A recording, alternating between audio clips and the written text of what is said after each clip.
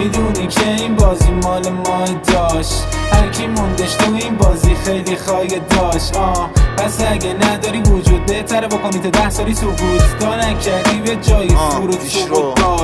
باز من یکی دید جیغش در اومد، کاش من انقدر دیپرس نبودم و وینچسترم هم روم و تو بیزنس نبودم و شیفت جیبت نبودم. زودتر دنبال پیشرفت باش، 18 سال پیش وقت داشت، 6 وقت تا این اندازه دنبال رد نبودم. سرزبونم چاق نبود، از درونم داغ نبودم، پی پرواز نبودم، اما یهو از پشتم بال در اومد. بهم گفتن قول دادی پولدار بشی، روی فرشای قرمز و خوب راه بری، واسه دوستات اورژانس بشی، توی روزنامه طوفان کنی، بیا تو پات پلیس. ما شب و روز کار کنی، نمیتونی پارک کنی، نمیدونی داغ شدی، نمیمونی شاسکولی که تو باغ بودی، گاو بودی، به جا باغ بودی، خواب بودی، تو آباب بودی، جا موندی. بگو مگه چی به تو خیابون داد؟ کیا میان اونجا؟ اونا درد سرن، در به درن، کله خرن، گله برن، اهل فنن، زر بزنن، در بزنن، ذره ترک میشی بچه قشنگ، ترک وطن کن برو شهر فرنگ. بسته ونک دسته برن، دتو بده دست قلم، مغز ترک خورده تو قلب هم از تو نقطه اوج.